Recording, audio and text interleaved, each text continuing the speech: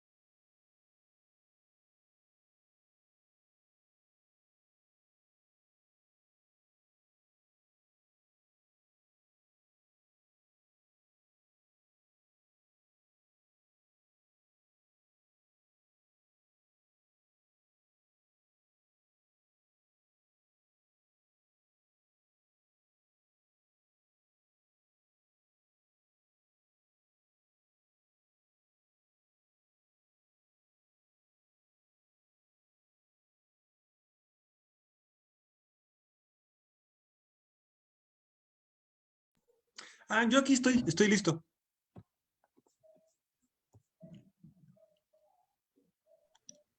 Perfecto, Axel. Pues mira, si quieres podemos ir encendiendo nuestras cámaras. Perfecto. Me andaba cayendo. Déjame ahora nada más corroborar que se vea nuestra imagen acá en el directo porque... Sí, ya está, listo. Lo estoy checando acá en el teléfono.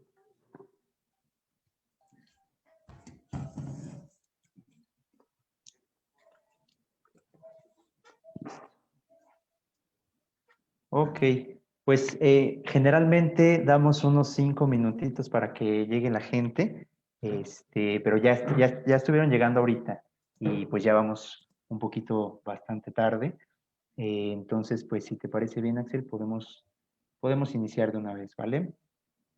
Sí, claro que sí. Muchas gracias por la invitación y un gusto poder estar con Casa Negra Cine Club y bueno, pues poder charlar con ustedes. No, gracias a ti por aceptar la invitación.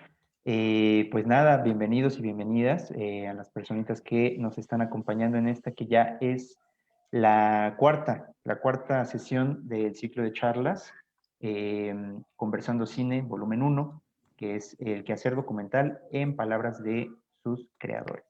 Y pues justamente, bueno, el día de hoy tenemos como invitado a Axel Ancira. Primero que nada, me gustaría leer para ustedes una breve semblanza de Axel para que entremos un poquito en contexto. Se compartió por ahí en alguna publicación, pero para quien se lo haya perdido, vamos a leer la semblanza de Axel antes de iniciar la charla. Ok, Axel Ancira es maestro en estudios latinoamericanos por la Universidad Nacional Autónoma de México, actualmente cursando el doctorado en Humanidades con orientación en Teoría del Cine en la Universidad Autónoma Metropolitana, en la UAM. Ganador del primer lugar en el concurso bienal de tesis sobre cine 2014-2016, organizado por Filmoteca de la UNAM en la categoría posgrado. Su filme El cine de la utopía fue parte de la selección en el Festival del Nuevo Cine Latinoamericano 2017, La Habana, Cuba. También en Contra el Silencio Todas las Voces, en México, y el Festival de Cine Independiente Latinoamericano, esto en Bonn, Alemania.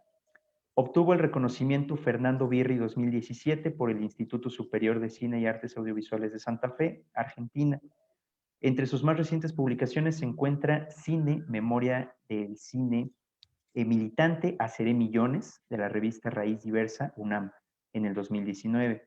Roma y Museo en los intersticios de la memoria, en la 8ª jornada del cine mexicano, Cine y Memoria, UP 2018. Actualmente es profesor de la asignatura Cine Documental en América Latina en la Universidad de la Comunicación y de Realización Audiovisual en el Tecnológico de Monterrey. A esto yo solamente quisiera añadir el maravilloso curso con Altra Fílmica, en donde yo tuve el gusto de conocer a Axel, un curso que se llamó Utopías Políticas en el Nuevo Cine Latinoamericano. Y pues bueno, esto es un poco la trayectoria de Axel. Ya menciono aquí un poco su película, El cine de la utopía, misma que vamos a abordar un poquito más de lleno en unos minutos, ya cuando le toque. Aquí en las charlas, antes de comenzar y abordar las películas, hemos estado desarrollándonos, Axel, acercándonos un poco más a la persona. Entonces, la intención es conocer un poquito más de ti, más allá de pues la currícula profesional, más allá de esto que ya conocemos de ti, los festivales que ha estado la película, que bueno, eso ya lo vamos a ver después, también tus estudios y tu trayectoria en la academia. Entonces, antes yo quisiera preguntarte si quieres compartirnos un poco de Axel niño, Axel soñando qué quería ser de grande, y que nos cuentes un poquito como en una onda cronológica, cómo fue tu acercamiento, tu primer acercamiento, en este caso, pues con el cine, si es que lo recuerdas, si es que fue algo impactante, algo bonito como para rememorar. Esto pues para también entrar un poquito en contexto contigo, Axel, como persona. Cuéntanos un poquito. Y claro que sí, Ramses, con mucho gusto. Mm, la verdad es que mi acercamiento con el cine no fue tan de niño. O sea, sí, claro, todo el mundo teníamos pues una televisión y todo el mundo tengo mi papá que es bastante cinéfilo y de alguna manera nos llevaba al cine. Recuerdo estas viejas salas de cine de la Ciudad de México, de las cuales pues las recuerdo como ya entre sueños, porque yo cuando era muy niño empezó a darse este cambio hacia los complejos de cine, así que estas salas, digo, para ser como un cliché, ¿no? Pero estas salas tipo Cinema Paradiso que tuvimos, estas salas para 2,000 personas, las recuerdo más en mi infancia. Sí recuerdo alguna vez que mi papá nos llevaba a ver alguna película de infantil y atravesábamos la ciudad y llegábamos por donde está ahora Mundo E, que a mí me parecía una distancia enorme, ¿no? Y atravesábamos la ciudad para ir a ver una película, cuando uno quería pescar una película que ya habían quitado de la mayoría de los lugares y había que atravesar toda la ciudad para poder ir a ver esa película en particular. Y me acuerdo de la experiencia de ir al cine como algo, digamos, que no era tan aséptico, ¿no? Que no era el ir a ver una película. No te metías a un centro comercial para ver una película, vamos, ¿no? Era la experiencia completa, la calle, la torta afuera, el juguete, y bueno, meterte a ver una película que a veces tenía permanencia voluntaria y mucha gente lo que hacía era que entraba a ver una película a la mitad y veía la mitad y después volvía a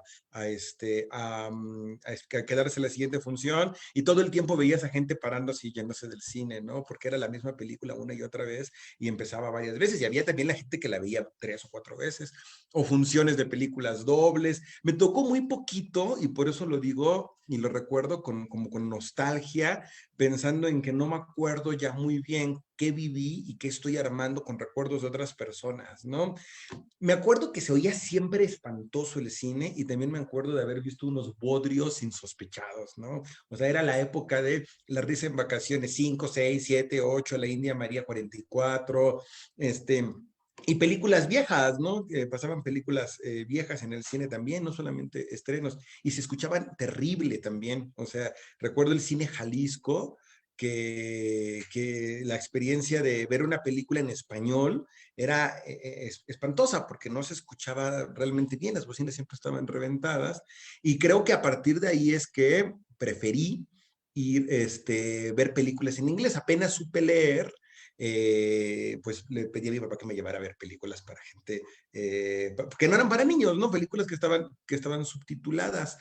Y tengo una experiencia, la verdad es que hace mucho que no pensaba en esto, pero tengo una experiencia de, no sé si ese día yo estaba enfermo, había pasado algo, tuve una enfermedad fuerte cuando era niño, no sabemos si era dengue o qué fue, pero algo fuerte me dio y ya sabes, atención de primero mundo en el Seguro Social antes de que todo se lo llevara el diablo, pues, que no era ni maravillosa, pero no te dejaban morir, ¿no? Entonces, Claro. pues no me dejaron morir, afortunadamente, pero tampoco supieron qué tenía. Entonces, no sé si haya sido por esa época en donde empecé a pasar mucho tiempo en cama, que empecé también a leer mucho, y mi papá trabajaba como periodista y tenía horarios espantosos, ¿no? Pues yo no lo veía y a veces cuando él llegaba se despertaba y seguramente alguna vez me habrá hecho una promesa de vamos a ir al cine y yo me levanto a las 11 de la noche. Tú me dijiste que íbamos a ir al cine, ¿no? Pues recuerdo que me llevó a ver Frankenstein en una función que comenzaba a las 3 de la mañana.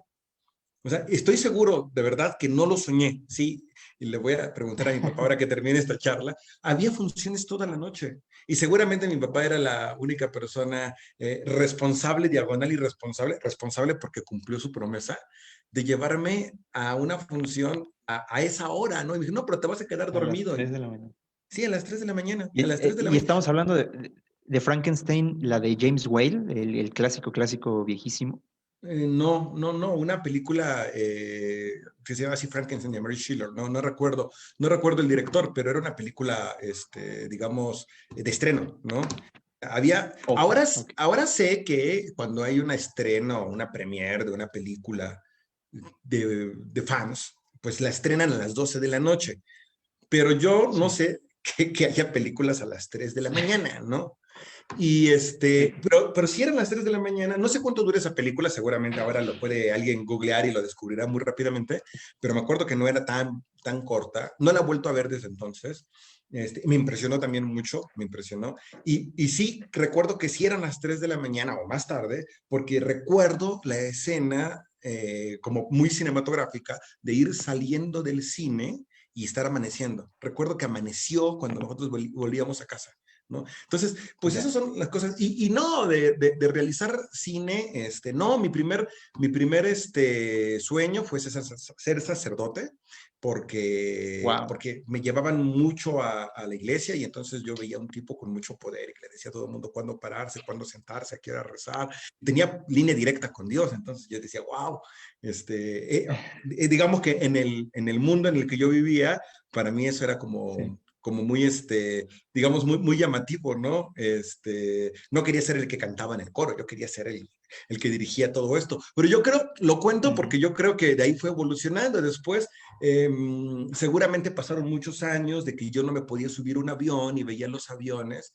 Y entonces yo no lo deseaba viajar en avión. Yo le decía a mi familia, yo quiero ser el piloto de los aviones. Entonces, durante mucho tiempo dije, quiero ser piloto aviador. Y mis papás me regañaban porque era malo en matemáticas y después fui malo en física. Entonces, afortunadamente ya había abandonado eso. Después quise ser escritor. Después, sí, me gustaba siempre jugar con amigos. Esto yo creo que es la anécdota más trillada de las personas que se dedican a hacer cine, pero la historia de que es que yo dirigía a los soldaditos como si estuvieran en una Ah. escena, bueno, sí, sí me pasaba eso, ¿no? O sea, pero más que nada con amigos, ¿no? O sea, nuestros Sí. juegos eran, no sé, eran muy coreográficos porque pasaba algo y yo decía, no, pero ¿qué tal si otra vez, a ver, nos metemos todos y ahora tú sales de acá y ahora tú dices esto? Y entonces sí, claro, dirigía un poco los juegos y verlo como muy teatral, ¿no? Y después ya, yo creo que pasó, se me olvidó un poco esta cuestión con el cine. Eh, sí recuerdo, y eso creo que es importante mencionarlo, que era una época en donde los niños salían solos a la calle. Y también Ujú. es una cosa que es muy cliché decirla, pero estamos hablando ya de los 90, ¿no? Y recuerdo que a los 10, 11 años yo tomaba dinero de cualquier lado porque tampoco era como que fuera muy caro. Pedía, así simplemente, quiero dinero para ir al cine. Tomaba un pecero que iba por patriotismo, que regresaba, no, que iba por revolución y regresaba por patriotismo, y iba al cine Agustín Lara a ver películas. Y ya solo, Ujú. pero a los 12, 13 años, ¿no? Recuerdo haber visto Hombres de Negro y cosas así. Pero lo que sí me marcó fue cuando mi papá me dijo, acaba de pasar una película que mi papá era muy Spielbergiano, le gustaba mucho el cine. Ah, no, hay algo previo. Ver Sí. cine en el cine, en el Parque Hundido. Yo creo que esa fue mi primera experiencia de cine comunitaria y de darme cuenta de un cine que sale de la sala, ¿no? Sí. Y estar, eso sí me acuerdo, estar con mis tareas los domingos, porque siempre fui una persona que no me gustaba hacer tarea. Y entonces siempre Ujú. mis papás me llevaban los cuadernos para todos lados, para que en cualquier lado, así de no te compramos hamburguesas si no terminas tu tarea. Y entonces yo tenía que hacer mi tarea. En todos lados siempre estaba haciendo tarea porque no me gustaba hacerla. Sí. Entonces, sí recuerdo no, cómo se oscurecía y era yo tratando de hacer la tarea con poca luz, pero cuando oscurecía completamente empezaba la función. Película que no he vuelto a ver tampoco y que quisiera ahora ver porque sí que es una maravilla, ¿no? Pero vi mucho cine en ese cineclub al aire libre del Parque México. Que Y existe. No, ¿qué parque dijiste? después, eh, en el Parque Hundido, perdón, dije Parque México, pero es Hundido, el sí. Parque Hundido, el que está en Ajá, Insurgentes que Sur. existe todavía el Cineclub al aire libre, Este, el Diorama. mm, y después, no sé si me escuchan bien, se está perdiendo un poco la señal. Sí, sí, como que te estoy perdiendo. Sí, yo hace poco pasé por ahí y Sí. realmente no me quedé como a descubrirlo, pero sí vi que el espacio todavía existía. Y creo que durante muchos años habrán suspendido funciones. O no sé si mi familia simplemente dejó de ir ahí, este, Ujú. mm, pero Después sí recuerdo algo que también me marcó, ¿no? Que fue, mi papá me dijo, era 1993, evidentemente, lo sé porque Ujú. conozco la fecha de la película, y me dijo, hay una película que quiero que ver contigo. Y yo, bueno, pero no te van a dejar pasar, entonces tú tienes que mentir sobre tu edad. Y yo dije, bueno, ¿cuántos años tengo que decir que tengo? No, pues tú tienes que decir que tienes 12. Y yo hice el cálculo mal, y entonces el boletero, que era un tipo de moñito vino, en vez de preguntarme cuántos años tiene, me pregunta en qué año naciste. Y yo, como me puse nervioso, dije un año más. Entonces, bueno, no le creyeron nada, pero vieron que estaba con mi papá y dijeron, pásele, ¿no? Y así vi la lista de Schindler, ¿no? O sea, Sí. cuando llegué a ver la lista de Schindler en esa época, con la cual ahora puedo hacerle muchas críticas y tengo mucha distancia, me impresionó mucho. Y creo que ahí fue cuando yo dije, ok, el cine sirve para contar historias,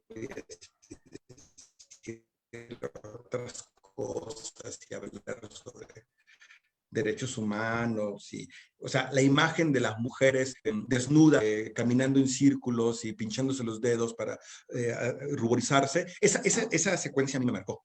Esa secuencia a mí me Ujú. marcó, y creo que yo, a partir de ese momento, es que empecé a ir al videocentro, ir al Blockbuster, pararme frente de la sección de cine de arte, y ahí empecé como a Sí, tener sí. acercamiento con otras películas, y ya ahí sí como por mi parte, ¿no? Entonces, bueno, pues así fue mi acercamiento al cine, en la infancia, y luego en la adolescencia, y post-adolescencia, pues la típica historia Ujú. de tener amigos que querían ser uno fotógrafo, otro, todo el mundo quiere ser director de cine, otro guionista, y juntarnos a jugar a hacer cine, ¿no? Vernos en la casa de una persona y decir, yo escribí esto, pues quién consigue la cámara, etcétera, etcétera, y tener algunas experiencias así que nunca llegaron absolutamente a nada, que eran unos guiones completamente aborrecibles, pero que me sirvió para, digamos, como para practicar. Lo hacía eso con gente que estaba estudiando teatro en ese momento, y yo no, en ese momento estaba terminando la prepa. Entonces, bueno, esos fueron así como mis acercamientos al cine, en esos Ya, ok. lejanos 90.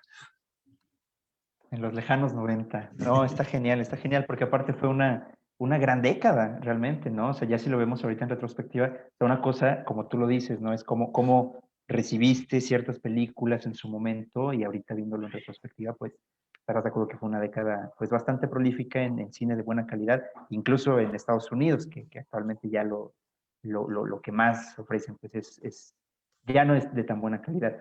Pero bueno, ya después de eso tú decidiste estudiar, irte por estudios latinoamericanos, ¿correcto?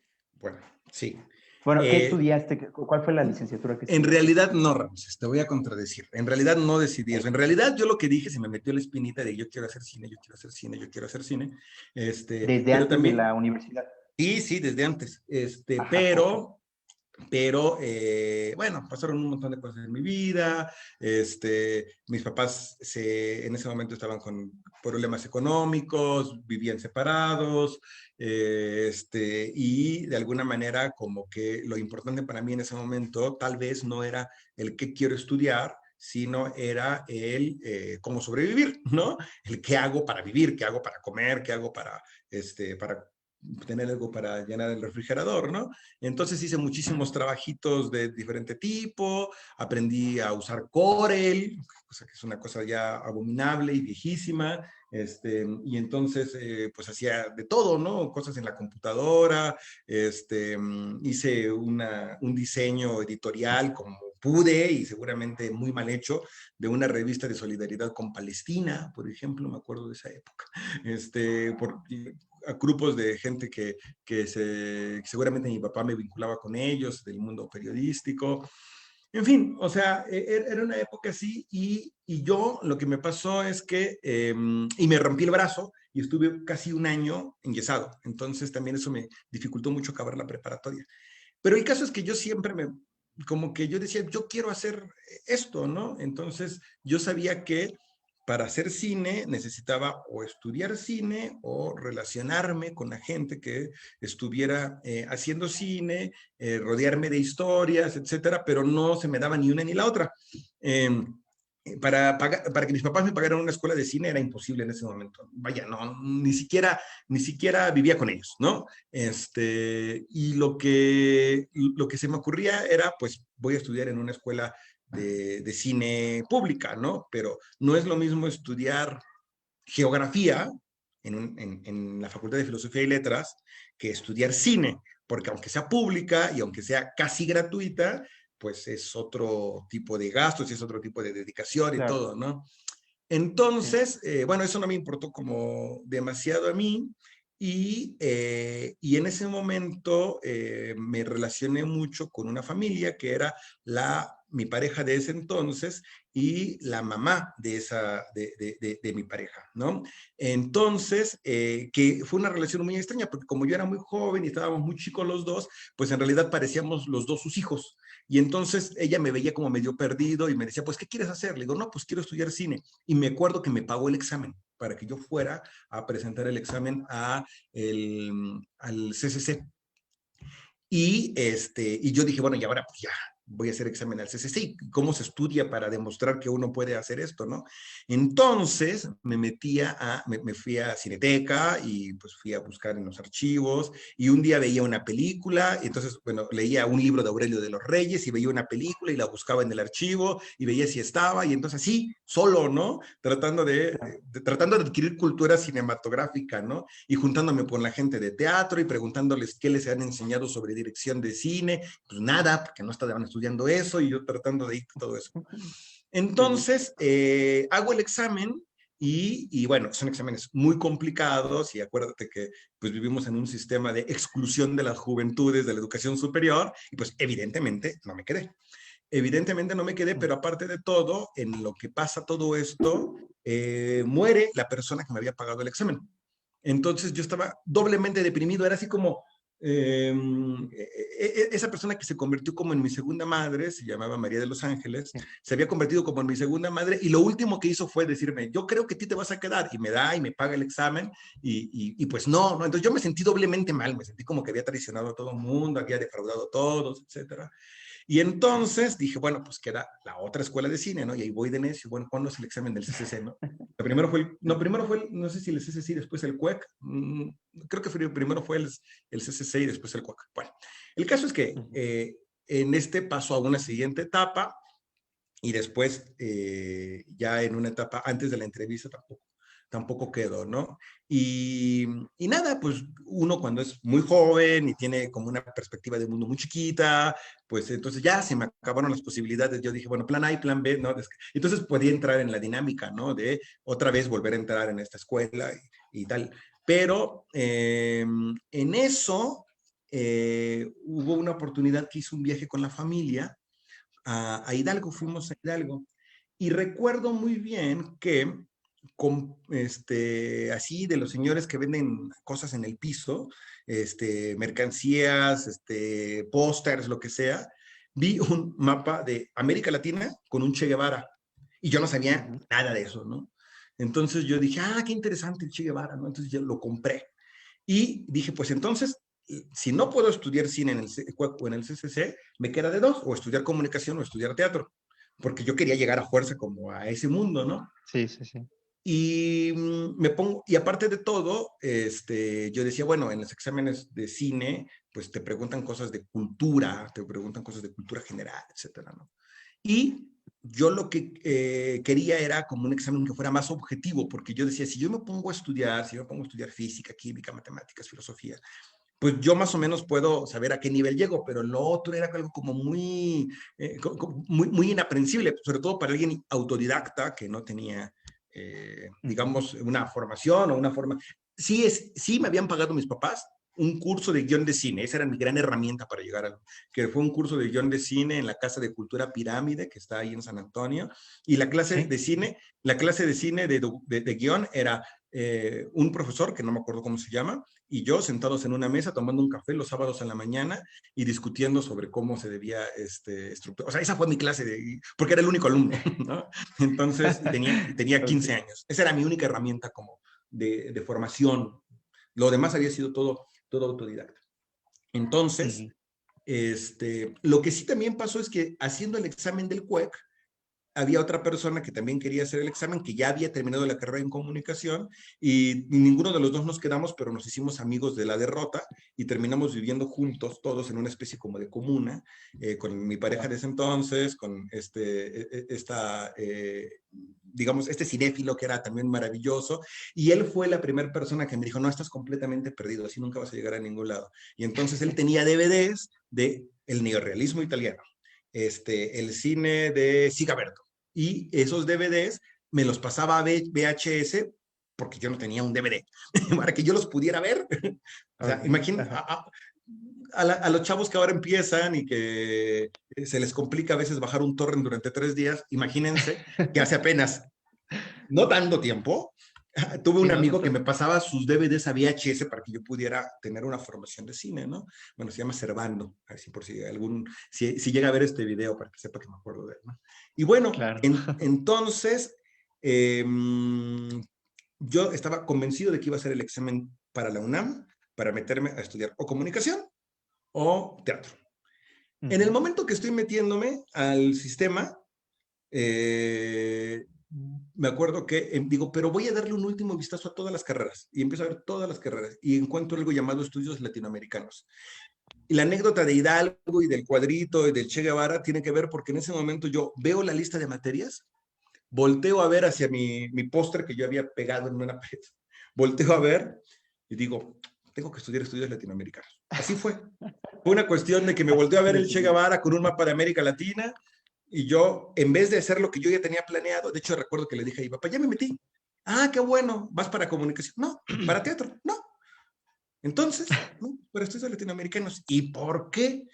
Porque me di cuenta viendo las materias de una cosa, que yo toda la vida he estado pensando en que quiero hacer cine, pero no sé de qué quiero hacer cine, no sé de qué quiero hablar. Y si no sé de qué quiero hablar, ¿para qué quiero hacer cine? Primero tengo que encontrar algo que decir.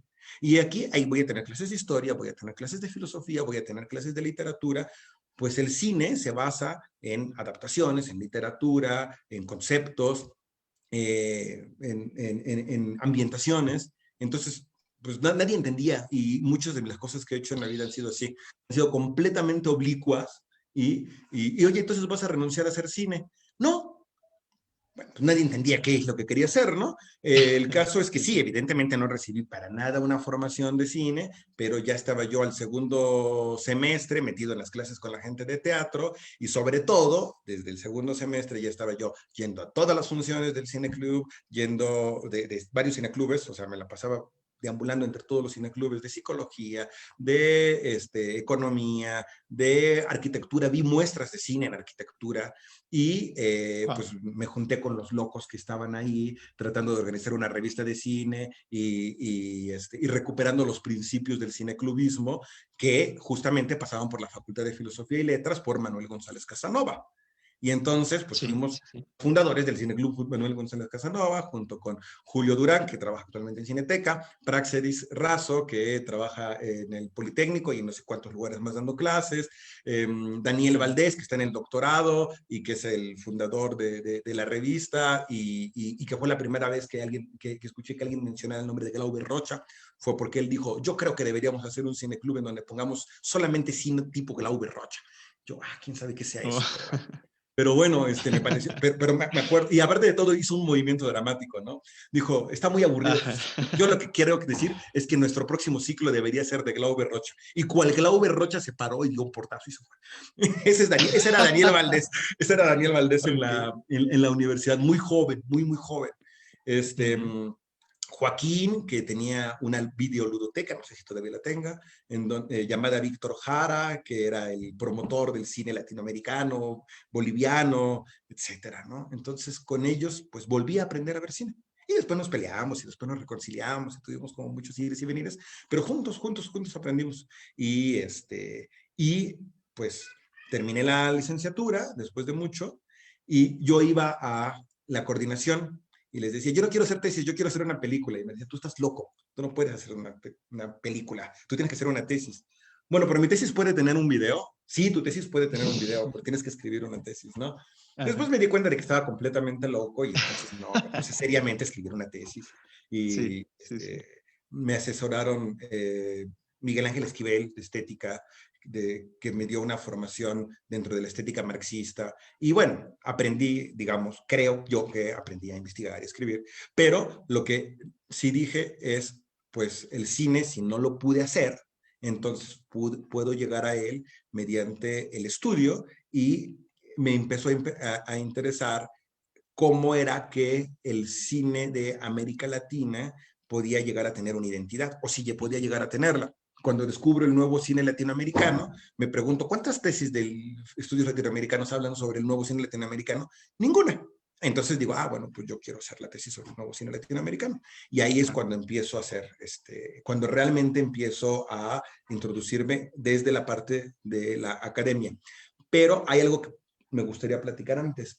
Sí. Como no se me quitaba la espinita, me fui a Chiapas, como viaje de iniciación de cualquier estudiante de estudios latinoamericanos, era ir a un caracol zapatista. Entonces,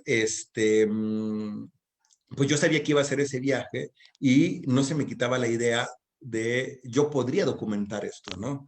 Entonces, sí me acuerdo de mí en Plaza Meave comprando una cámara, una vieja cámara todavía con un mini VHS, comprando un tripié, tratando de investigar cómo se grababa sonido.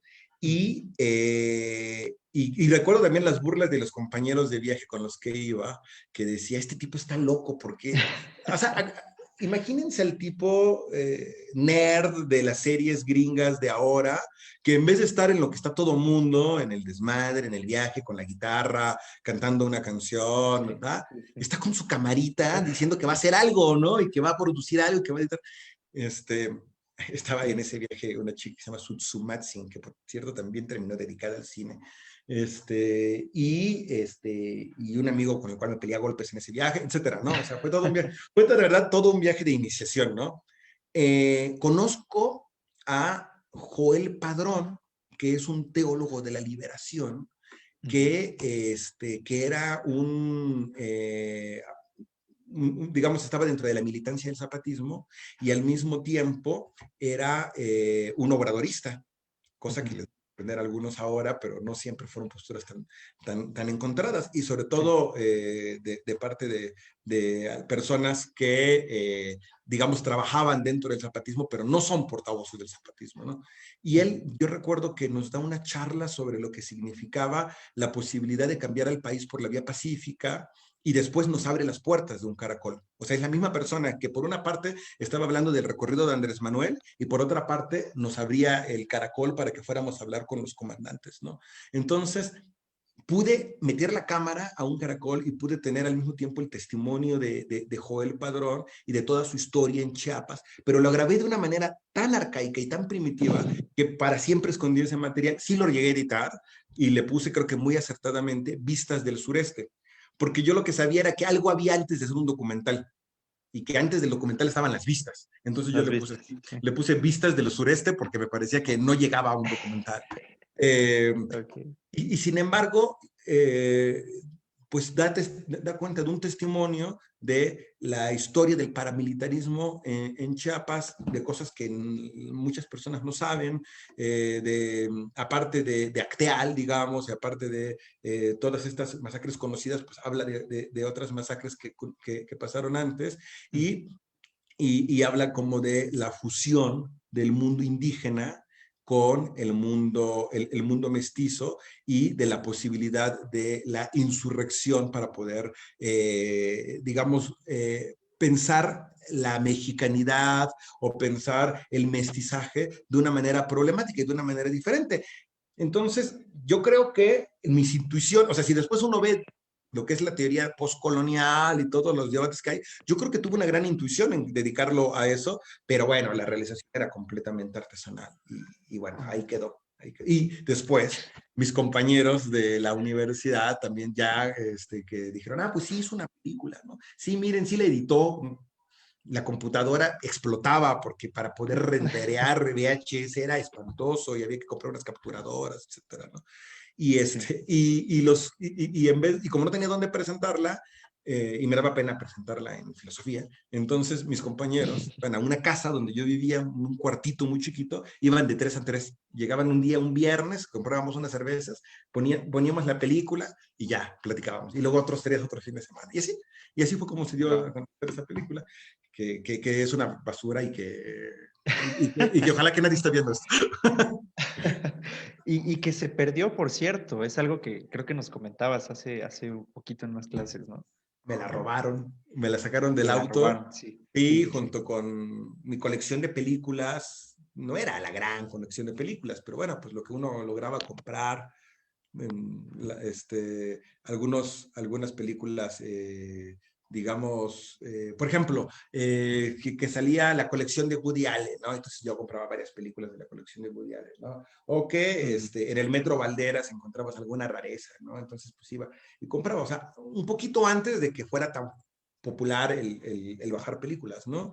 Y ahora seguramente tengo más películas en disco duro. Y Ujú. en una mudanza, cuando me cambiaba de casa, nunca se me ocurrió que alguien iba a ir a abrir la cajuela del coche y justamente se iba a llevar de todas las cosas de valor que se pudo haber llevado, la caja de mis películas. Y entre esas estaba la copia de ese documental. Entonces me robaron mi propio documental. Pues digo que a lo mejor alguien lo llega a comprar después en algún mercado de... Bueno, no, se llevaron eso y se llevaron un gato también que tenía nuevo, que creo Un que tenía gato. más valor económico. Seguramente eso terminó tirado. Pero sí, sí, sí, sí. O sea ¿Quién que si sabe alguien dónde encuentra, andará? sí, por ahí debe andar o rodando en alguna tienda de chácharas o ya totalmente roto ese disco, ¿no? Sí, Pero sí, sí, sí, sí. sí. ¿Quién En sabe? fin, pues esos son todos mis acercamientos amateurs al cine. Ujú. Otro sería no, bueno, también creo que vale la pena comentarlo. Sí. Antes de entrar a trabajar, perdón, antes de entrar a estudiar a filosofía y letras, a estudios latinoamericanos, me tuve una brevísima estancia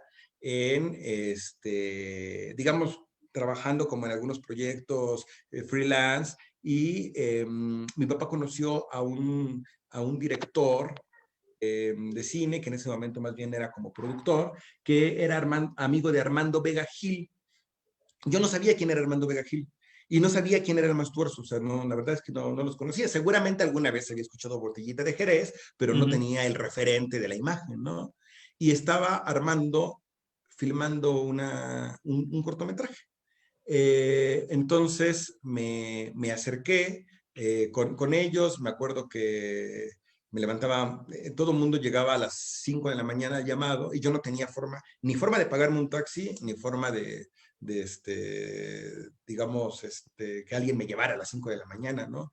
Entonces, en una bicicleta que aparte de todo era muy chiquita porque era de niño, entonces yo tenía que, de San Pedro de los Pinos me iba a Coyoacán en bicicleta para llegar a las 5 así como los Simpson, como en la escena, como cuando tiene que ir a asistir a Skinner, así yo llegaba a la producción de Armando Vega Gil. Ok. Y pues yo no sé si vieron mi entusiasmo, porque no sabía absolutamente nada, vieron mi entusiasmo y mis ganas de aprender, tal, porque eran todos estudiantes de cine, había pues fotógrafo de foto fija, continuista, maquillista, para un corto pequeñito, pero que tenía todas las, digamos, todas las divisiones de trabajo, ¿no? Ujú. Y así fue que me hice asistente de producción de este corto de Vega Gil que se llamaba Alivio al Instante y después Ujú. creo que terminó llamado Alivio. Y también fue cuando yo conocí al Mastuerzo como actor primero y después Ujú. como músico cuatrillones de veces en los festivales de filosofía y letras de Atenco y de cuanto evento político había, ¿no? Ujú. Entonces, sí, ese también fue como un acercamiento que fue como previo, pero que también Claro. yo diría, en honor a la verdad, no he estado yo nunca dentro de un gran proyecto dentro de la industria o dentro de el mundo del cine. O sea, lo que yo he Ujú. hecho del cine siempre ha sido como en etapas de mi vida, donde me he introducido, he hecho algunas cosas y luego pues he vuelto a hacer la maestría, a dar clases, trabajar Sí, como editor. Y bueno, sí, claro. ahora esto, ¿no? Ahora a platicar sobre cine político en América Latina. A través de una pantalla, justo ahorita. Justo a través de una pantalla, Sí. sí.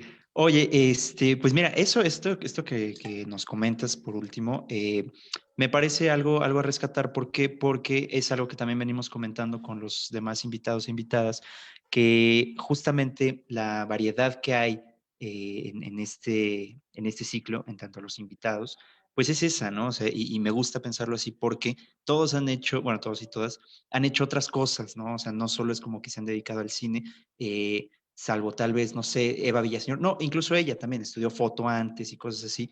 Entonces, me gusta, ¿por qué? Porque al final vamos a hablar de una película, de tu película El cine de la utopía, que pues existe, ¿no? Está ahí, muchas personas aquí ya pudieron verla, que por cierto les hago el recordatorio, quien guste ir por ahí comentándonos alguna pregunta o alguna duda que tengan, pues aquí está el director, qué mejor momento para que les pueda resolver por ahí alguna duda o alguna inquietud que tengan sobre la película, si ya la pudieron ver.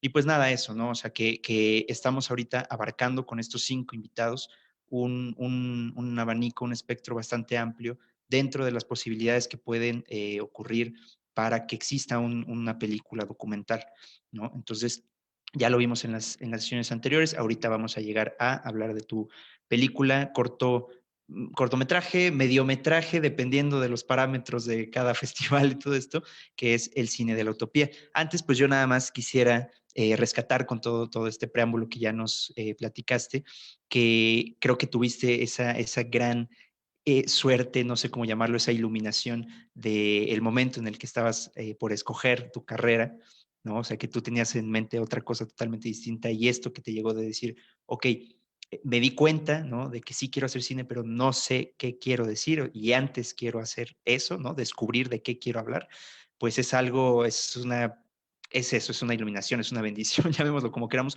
¿Por qué? Porque tal vez no a todos, no a todas les ha ocurrido de esa forma. Muchas personas terminan haciendo cosas que ni les gustan, que al final se arrepienten y dicen, ojalá hubiera yo tenido otra oportunidad o me hubiera llegado esta revelación antes. Entonces, pues enhorabuena, qué bueno que tuviste tú esa posibilidad y esa revelación. Claro, porque después, no lo sabría tal vez en ese momento, pero después sí, ya yendo a las fiestas y en donde de repente llegaban los alumnos del CUEC como iluminados. Oh, él estudia en el CUEC, ¿no? Entonces todo el mundo lo veíamos así como iluminado, ¿no? Y después pues ya también nos enterábamos de los problemas, porque desde afuera pues todo se idealiza, ¿no? Los próximos, Iñárritu, los próximos, Cuarón van a salir de ahí, ¿no? Sí. Pero después pues también gente que entraba y tomaba clases de oyente decían, no, bueno, es que los profesores los regañan porque dicen que todo el mundo quiere hacer cine, pero no se paran en Cineteca ni por casualidad y no tienen cultura. Entonces, también uno empieza como a desidealizar. Y esto no quiere decir, yo creo que hay dentro de las escuelas de cine de este país, las escuelas públicas de cine de este país, no solamente estas, los alumnos que están estudiando en las universidades estatales, no, yo creo que son una élite, son un gremio que cada vez son más cultos, cada vez presentan mejores trabajos en los concursos de cortometraje y de sus Sí, primeros años. O sea, no es por demeritarlo, ¿no? claro. Pero pues tiene que ver con los acercamientos y las búsquedas de cada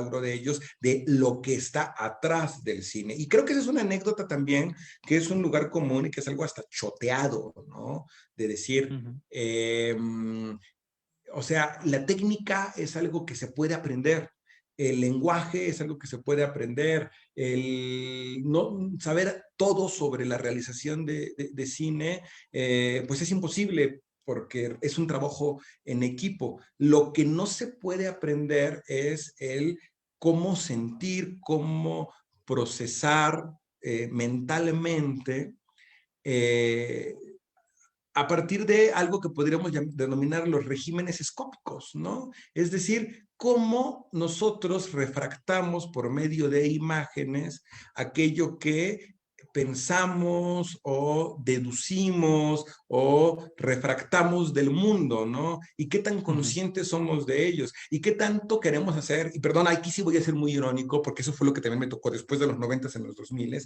el Sí, sí. documental 518 del pueblito abandonado por los migrantes.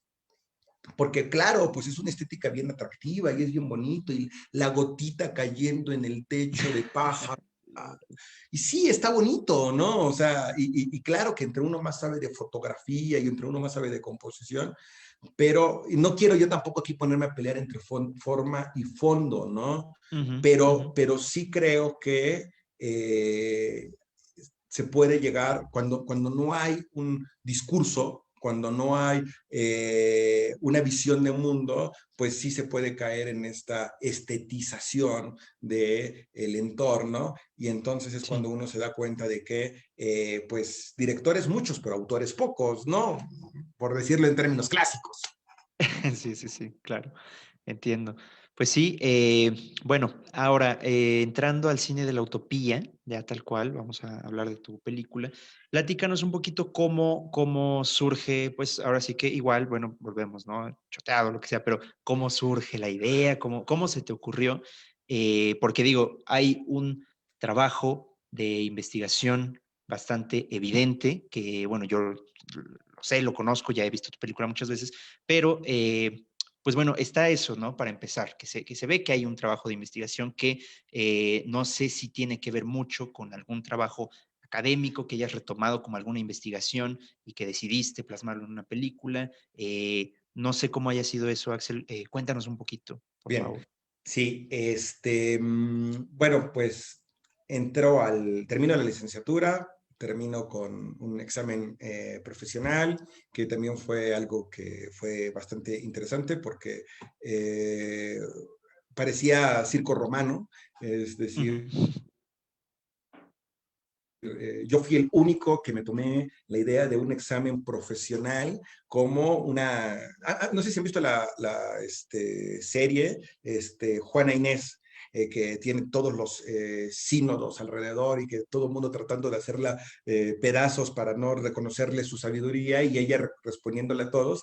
Y en realidad un Ok. examen, y para las personas que no han terminado la licenciatura y que van a pasar por ese examen, es un momento que tiene mucho de coreográfico.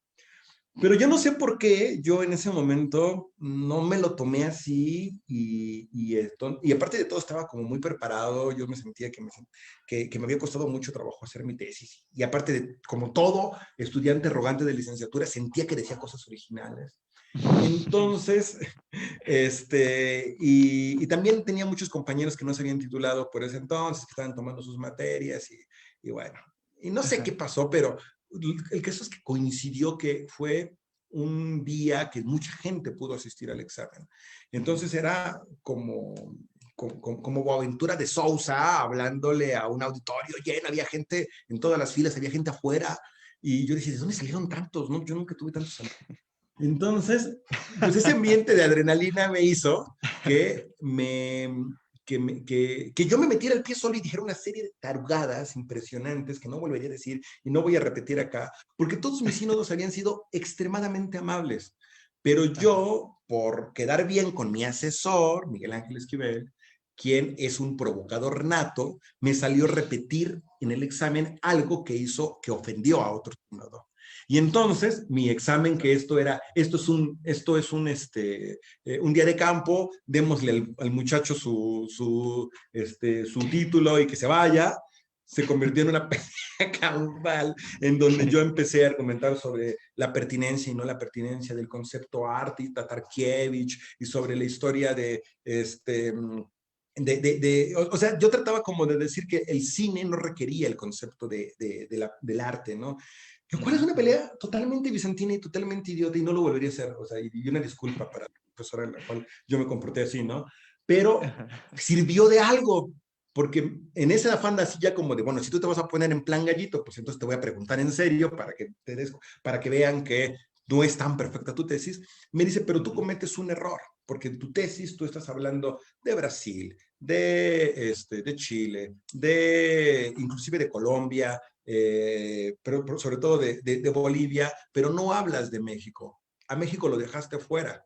Y entonces, pues casi así como de, bueno, eres un arrogante, que te pones a hablar de fuera y no eres capaz de ver lo que tienes enfrente. Y entonces yo como que medio Ajá. tartamudeaba y no sabía qué contestar. Y pues algo ahí habré dicho para no quedarme en silencio, pero yo sí dije, sí es cierto, México no lo toco. Debo decir en mi defensa que el posgrado en estudios latinoamericanos tiene un poco eso como tema tabú. Si uno quiere hablar de México, siempre te dicen, vete al colegio de historia Ok. o vete a otro lado a hablar sobre eso, ¿no? Porque no quieren que los estudiantes hagan tesis de estudios latinoamericanos para hablar del pueblo de su abuelita. Entonces, Ok. lo cual no tiene nada de malo en sí. Y aparte de todo, me recuerda mucho la forma de hacer cine ahora, ¿no? Que dicen, Ujú. busca, pinta tu aldea para hacer algo universal, ¿no?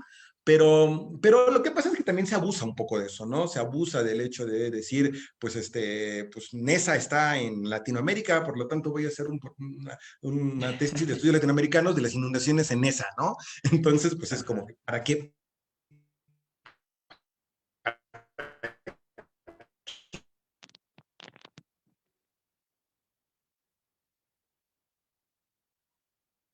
Creo que te perdimos un par de segundos.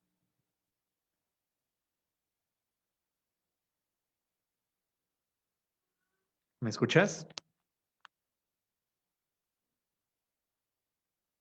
Teorías que me permitían hablar del cine que se realizaba en diferentes países. Por ejemplo, Miguel Ángel Esquivel, que fue el director de la tesis, siempre me decía, tu tesis sobre el tercer cine. Y Ujú. yo le contestaba, no, es sobre nuevo cine latinoamericano, ¿no? Y alguien decía, ah, es sobre cine imperfecto. Entonces, había como que categorías. Y cuando llegaba a México, yo decía, ah, y ahora voy a hablar del cine de la apertura. Ay, qué divertido, cómo lo conjugo con todo lo demás, ¿no? Y esto fue como el principio y el preámbulo para después relacionarlo con una investigación de maestría.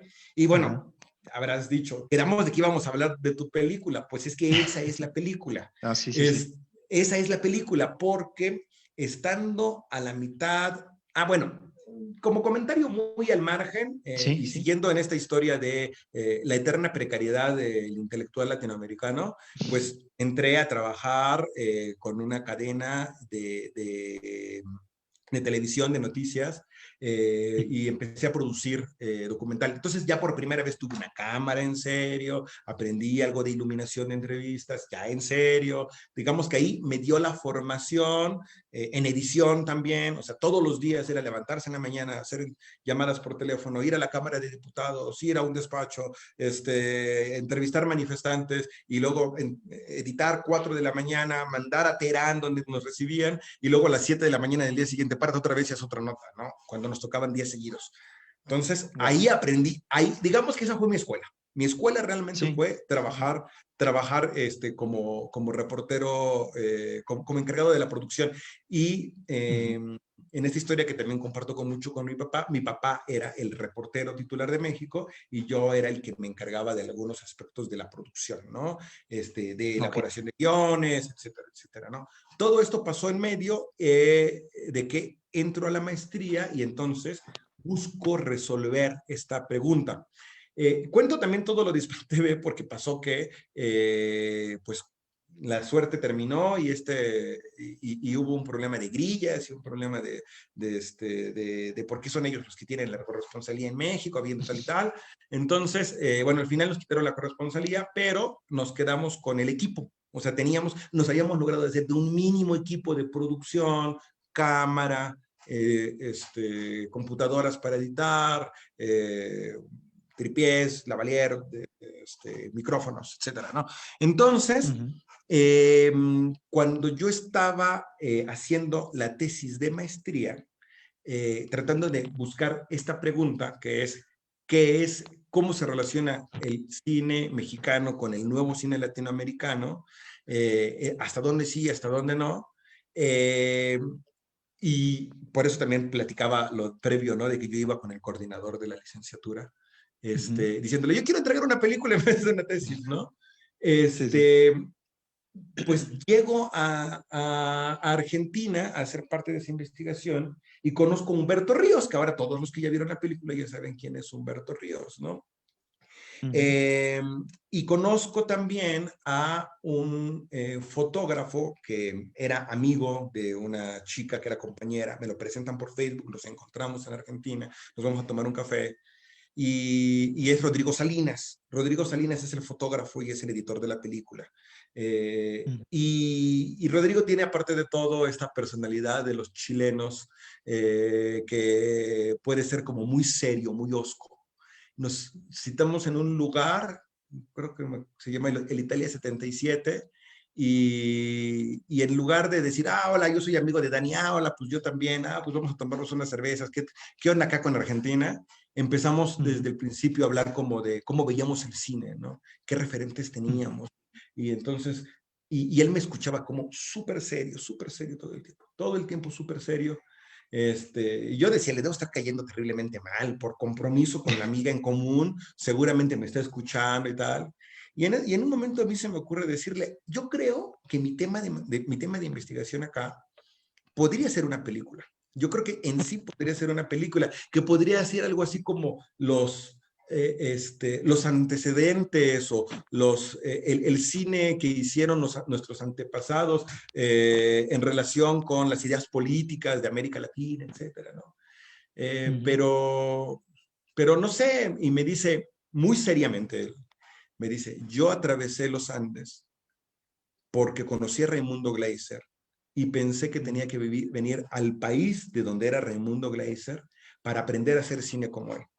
Y tú vienes desde México buscando los grupos y las conexiones con México de los cineastas que trabajaron con Raimundo Gleiser, entre ellos Humberto Ríos, ¿no? Y me dice, yo obviamente soy fotógrafo y cobro por lo que hago, pero dedico una parte de mi tiempo para hacer proyectos que me llenen el espíritu y me llenen el alma. Así que vamos a hacer la película. Entonces yo dije, bueno, sí, vamos a hacer la película. Empezamos a producir, empezamos a ver a quién podíamos entrevistar. Estaba Dolly Pussy, por una parte, que estaba viva, estaba Pino Solanas, que estaba vivo y activo políticamente, y luego, bueno, pensamos como bueno, Octavio Getino ya no estaba, pero había alumnos de él que podíamos contactar. Y entonces pensamos como en un formato de película en donde pudiéramos, por una parte, retratar al cine que habían hecho ellos y después las nuevas generaciones, cómo se habían influenciado por ese viaje cine. Conocíamos la película de de Ernesto Ardito sobre Raimundo Gleiser, y pues creíamos que era un ejemplo de algo que podíamos como inspirarnos, pero tampoco debíamos hacer lo mismo, ¿no? Cuando vamos a entrevistar a Humberto Ríos a su casa, la primera vez me bateó. La primera vez yo llegué con una cámara y me dijo, todo lo que tú quieres saber no te lo puedo decir yo. Regrésate a México e investígalo. Ve los archivos de Zafra y habla con tal y con tal. Está bien, ¿no? La segunda vez ya llegamos como más impresionantes, ¿no? Con un micrófono y con iluminación, entonces ya como que él se sintió también más cómodo y entonces empezó a platicarnos de una manera increíble todo lo que había vivido él, y entonces nos dimos cuenta de que la historia no empezaba en los años 60 con La Hora de los Hornos, ni con sus películas sobre la historia del peronismo, sino que empezaba muchísimo antes, con su salida de Bolivia, con su llegada en el 55 a Argentina, con el bombardeo a la Plaza de Mayo, pero Humberto había vivido todo eso desde mucho antes, pero en una época que para nosotros el nuevo cine latinoamericano no estaba muy activo. Él decía que sí, o sea, él se había mantenido haciendo congresos, haciendo festivales, había ido a Venezuela, en Venezuela le habían dado un premio, había sido profesor en México, y cuando descubro que él tenía dos Arieles en su casa. Y yo, pues, ¿qué hacen dos Arieles en la casa de Humberto Ríos, no? Y me dice, no, bueno, sí, me lo dieron. La verdad es que no recuerdo por qué película. Me dieron estos Arieles, lo voy a investigar. Pero dice, pero aparte de todo, pues yo tengo la fortuna de haber sido profesor de fotografía de Humberto Lubezki, ¿no? Ahí como que algo me hizo clic en la cabeza, algo como que yo dije, estoy frente, y no quiero hacer como una conexión tramposa, ¿no? Pino Solanas había estado con Raimundo Gleiser, había hecho cine en Bolivia, hecho cine en Chile, hecho cine en Argentina, sido profesor de las escuelas de cine en México, del CUEC, y había sido profesor de Lubezki. Y yo decía, bueno, no sé, yo no quiero decir que Humberto le haya enseñado a Lubezki todo lo que sabe, ¿no? Pero la conexión me parecía maravillosa, ¿no? Decía, o sea, la conexión nos lleva con el fotógrafo más, no solamente con el fotógrafo, con el cineasta más importante de nuestro tiempo, lo voy a decir así como tal, ¿no? O sea, no hay cineasta, cuando pensemos en el 2010, 2020 como una década, nos vamos a dar cuenta de que no hay tal vez una persona más influyente que Lubezki. Nos guste más, otro nos guste menos. La influencia que tiene en este entonces es importante, ¿no? Y entonces yo dije, bueno, Lubezki lo conocen en todos los rincones del mundo. Y Humberto Ríos va a comprar el diario de frente y sabe quién es, ¿no? O sea, es completamente... Y qué bueno, tampoco tiene que ver con la historia de todo mundo tiene que ser una superestrella reconocido, Claro, ¿no? claro. Pero yo sentí eso, ¿no? Yo sentí que tenía que contar esa historia, no porque fuera el maestro de Lubezki, sino porque esa era como la cereza en el pastel, ¿no? O sea, Sí. de hecho eso no está en la película, si te das cuenta eso no está en la película. No. Pero fue como un disparador para mí, ¿no? O sea, estuvo en todas las etapas. Con Pino no logramos éxito en esa entrevista que planeamos. Dolly no estaba en ese momento en condiciones de recibirnos y cuando hicimos la entrevista con Humberto, de repente dijimos, no se necesita más. Humberto quizá es el eje de nuestra película.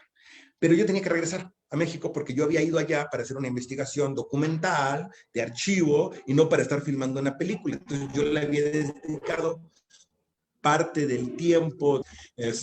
Bueno, una anécdota chistosa también de la película es que hay un futbolista mexicano que se llama Ismael Sosa y su papá fue uno de los taxistas durante la producción. Futbolista. Qué bien.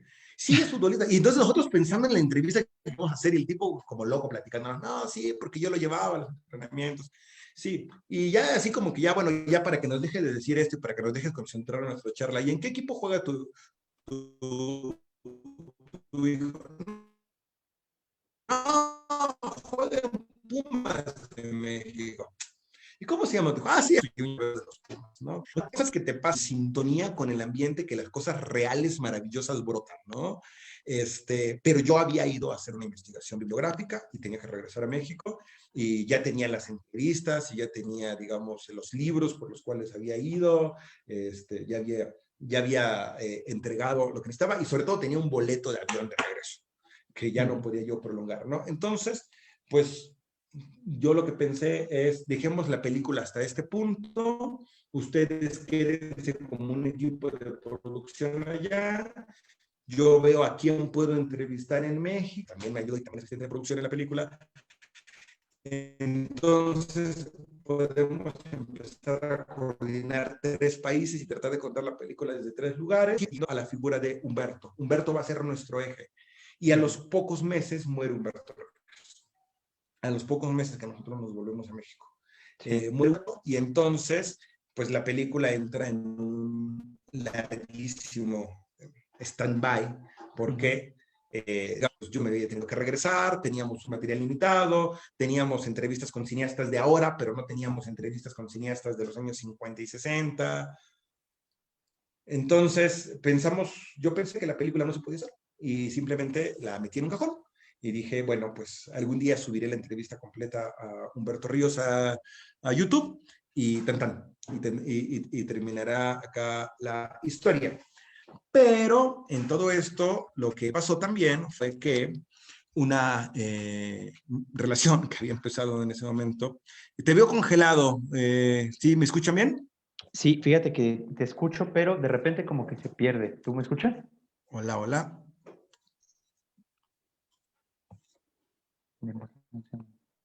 Yo te escucho, ahí. Sí, creo que se tardó unos segundos en que pudieras contestarme, pero bueno, yo sí.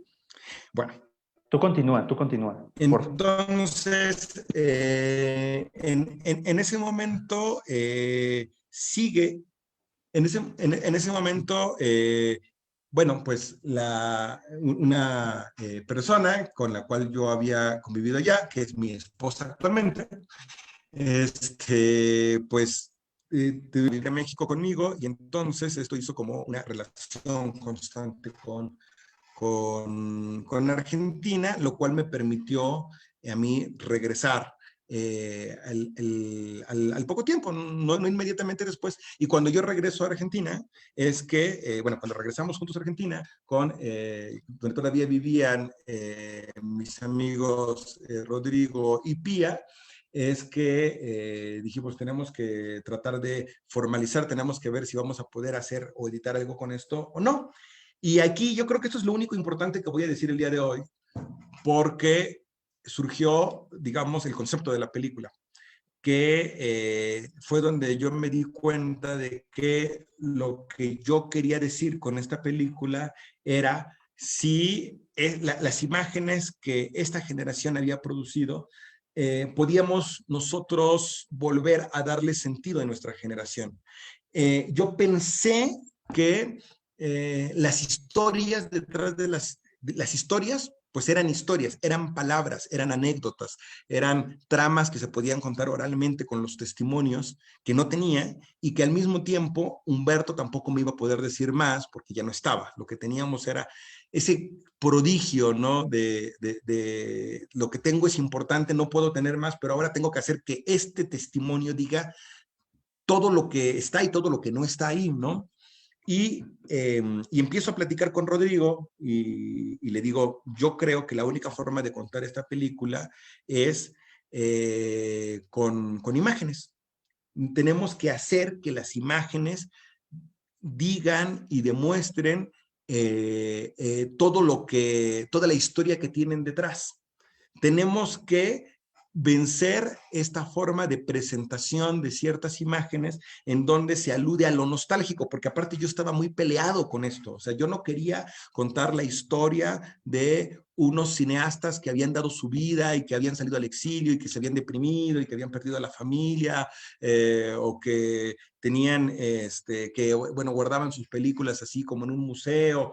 No quería esto. O sea, yo decía, pero es que antes de ser museo y antes de ser archivo y antes de ser material recuperado, found footage, como le queramos llamar, eran cada cuadro que está filmado en esta época, en estas condiciones, eran posicionamientos, eran tomas de postura de la vida, eran imágenes que la gente se jugaba la vida por hacer la toma, por guardar el rollo, por después rodar y ir a los lugares clandestinos, talleres, lugares obreros, universidades donde se proyectaban estas películas. Y entonces digo, la única forma en que yo me sentiría cómodo con este testimonio sería si yo pudiera hacer que estas imágenes pudieran recuperar eso. O sea, yo quiero que las imágenes sean capaces de recuperar todo su potencial dramático y expresivo, pero no tenemos una revolución en la puerta, ni tenemos, no sé, o sea, ni son los 60, ni tenemos a los jóvenes dispuestos a boicotear unas olimpiadas diciendo queremos revolución y no olimpiadas en México, ni tenemos, o sea, todo este ambiente, y pongo el ejemplo de México que no tiene mucho que ver, pero para que entendamos como la valentía, el espíritu de creer que el mundo se puede transformar y que es ahora y que es en este momento, y que el cine que estás haciendo te la estás jugando por eso, ¿no? Y claro. Entonces es que pues llego con Rodrigo una vez más, otra vez Rodrigo juega el papel de este personaje misterioso, silencioso, que me escuchaba y que yo decía, no lo estoy convenciendo de nada, va a decir que estoy loco. Porque aparte de todo, llego y le digo, Humberto no va a salir en la película. ¿Cómo que Humberto no va a salir en la película? Tienes una entrevista, la única entrevista a Humberto. Y dices, Humberto no va a salir a la película. Digo, no, es que Humberto no va a salir, no va a ser el eje.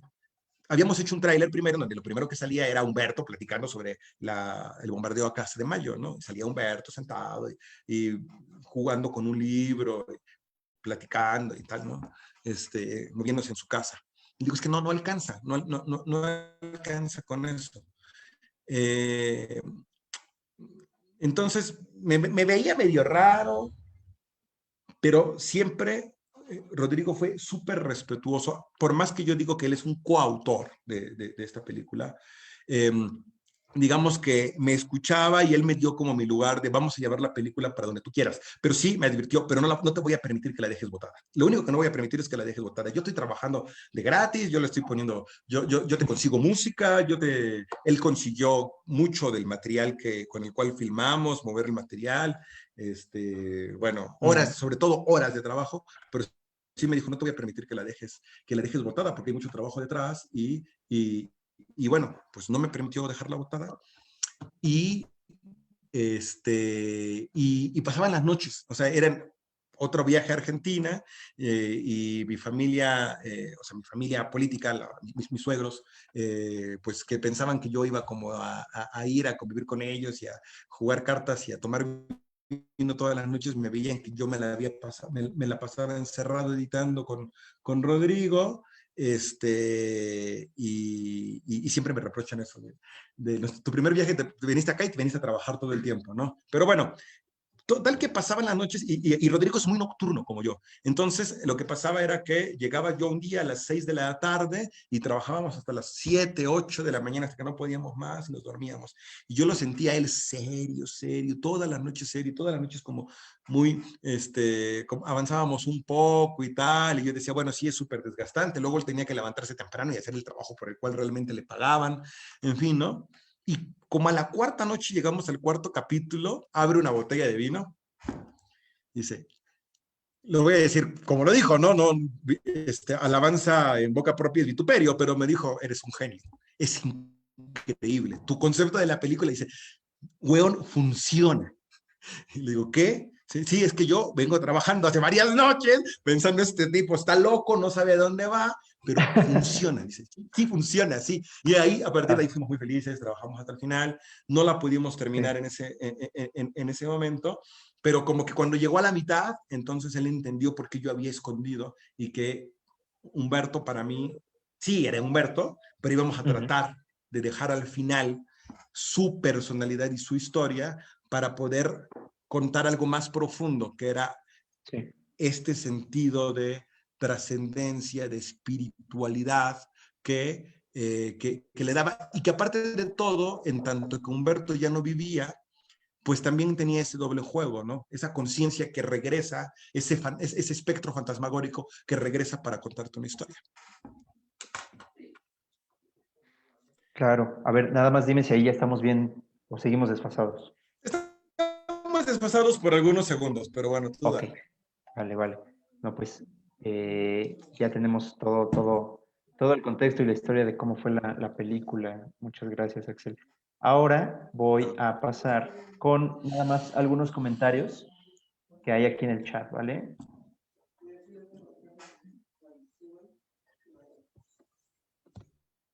Dame un segundito. Aquí está. Bueno, Armando Rivera te manda saludos. Armando Rivera López. Un abrazo. Gracias, Armando, gracias. Un Por abrazo para ti aquí, también. algo por cierto que también me interesa, digo, para quien no lo sepa, la pregunta es esta. El afiche que tienes detrás tiene un dibujo de Raimundo Gleiser, que es precisamente el póster de la película, de tu película. Y claro que es Raimundo Gleiser, ¿correcto?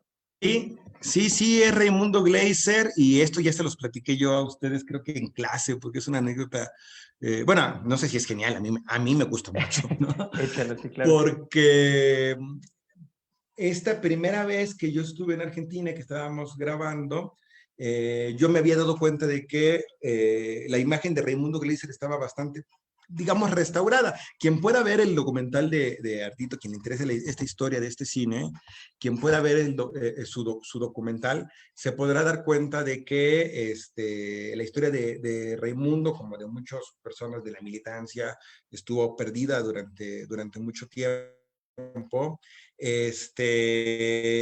Pero simplemente la película y simplemente el empezar como en televisión pública a rescatar ciertas historias, cierta memoria, pues hace que de repente una nueva generación empiece a encontrar íconos, empiece a encontrar signos, empiece a encontrar nuevas banderas. Y esto también pasó un poco con Raimundo.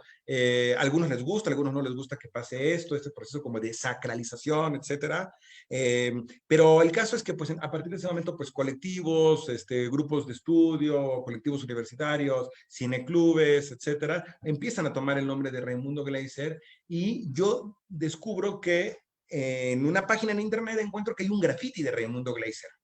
Y entonces yo digo, claro que necesito eso para mi película, necesito ese graffiti de Raimundo Gleiser, ese no, graffiti, esa pintura callejera de Raimundo, ¿no?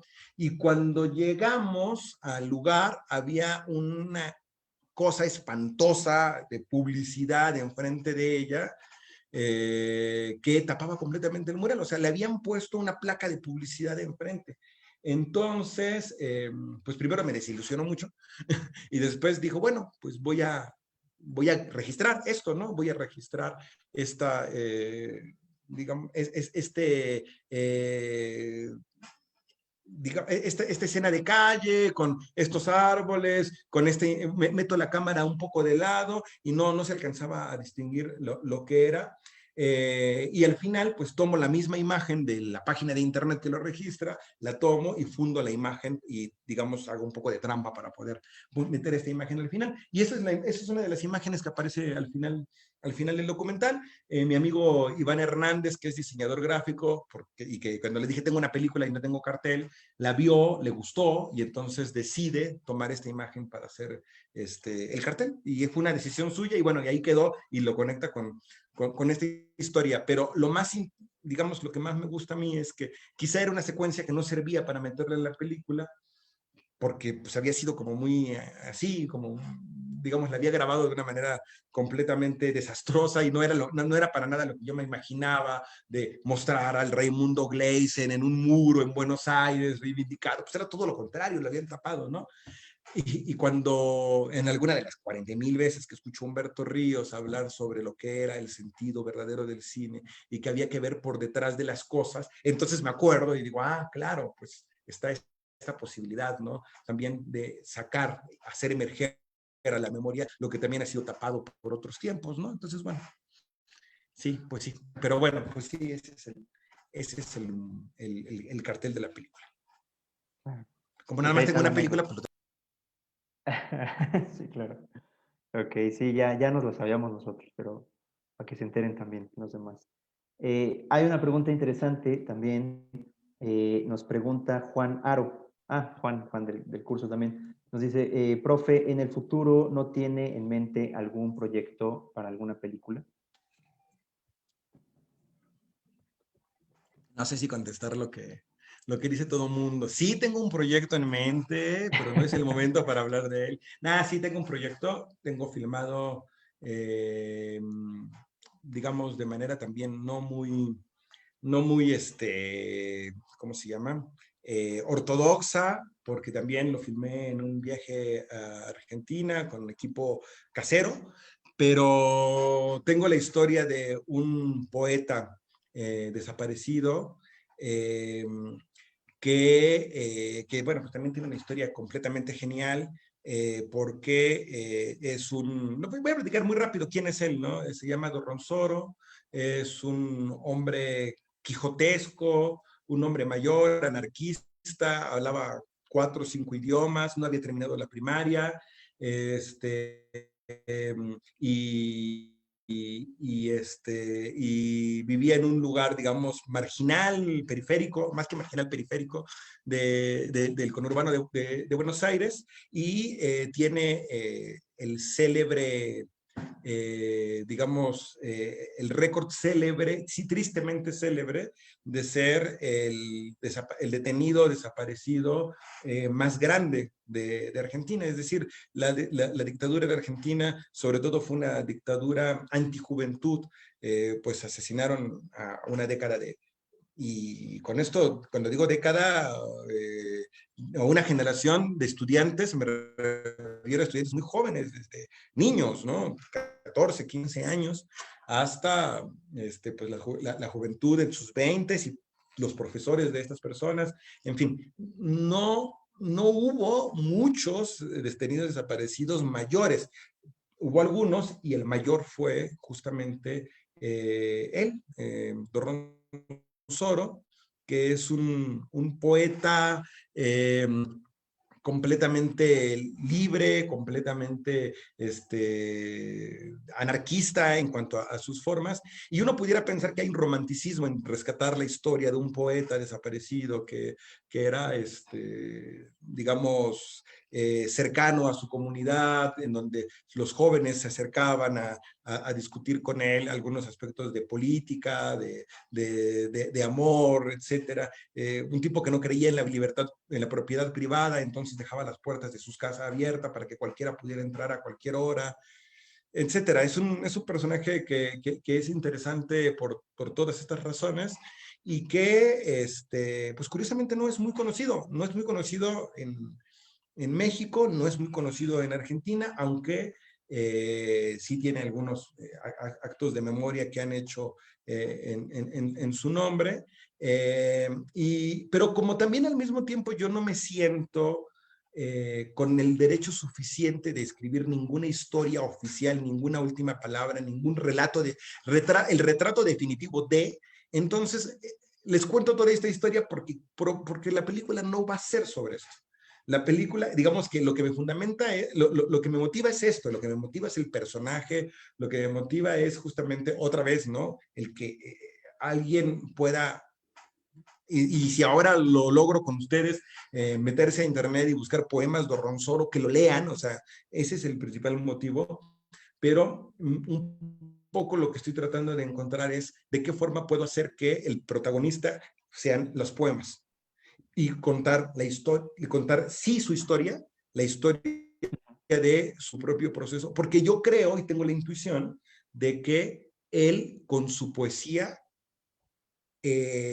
narra toda su historia, inclusive lo que todavía no había vivido. O sea, es muy fácil decir, claro, yo escribí sobre lo que me pasó. No, es que yo creo que él en su poesía, y si quieren otro día nos conectamos y si les interesa el proyecto les platico y les muestro los poemas y a lo mejor hasta le quieren entrar, pero yo tengo la teoría de que él, todos sus poemas son premonición de todo lo que le pasa después. Y luego hay una historia de intriga bastante interesante que debo decir la verdad y debo citar a la persona que me la comentó, que es José Reveles. José Reveles, el periodista mexicano, quizá el mayor investigador del narco de los que viven en México, llegó un día a mi oficina donde yo trabajaba en Agua, me regaló un libro, Viernes 25, de Dorronsoro, y me dijo, esto es para una película. Y ya saben que cuando uno se dedica o uno estrena una película, todo el mundo llega y te dice, te tengo una historia para una película. Es que esto podría ser, todo el mundo llega con eso. Entonces yo, a Pepe, que le tengo mucho cariño, también lo tomé un poco así como de, bueno, sí, todo el mundo dice que esto es una película, ¿no? Y cuando me cuenta la historia de cómo la viuda de Dorronsoro empieza a hacer una búsqueda y empieza a, con cartas, empezar a recorrer diferentes oficinas, ir a diferentes lugares en donde le decían que Dorronsoro estaba vivo y le trataron de hacer creer que la había abandonado para, digamos, desaparecer el caso de su desaparición forzosa, ¿no? Y ella, hasta el último día de su vida, exige la aparición con vida de él, al punto de que cuando realmente le demuestran que él está muerto y que tienen los huesos, ella no lo reconoce. O sea, no, un poco se queda con la historia de yo si no regresa vivo y si no me lo regresan vivo, no quiero tener ninguna otra historia, no quiero que me entreguen ningún cadáver diciéndome que es él. ¿No? A ese punto es una historia fuerte, desgarradora, y que quien quisiera hacer una historia de misterio con ella y un thriller, que es lo que se imaginaba Pepe que se podía hacer con ello, es realmente una historia. Bueno, ahí se las dejo, ¿no?